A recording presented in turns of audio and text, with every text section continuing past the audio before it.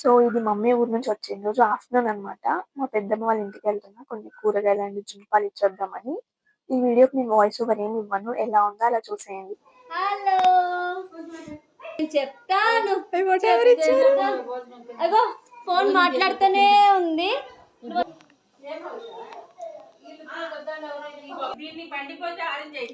తొక్కు కూడా వచ్చింది.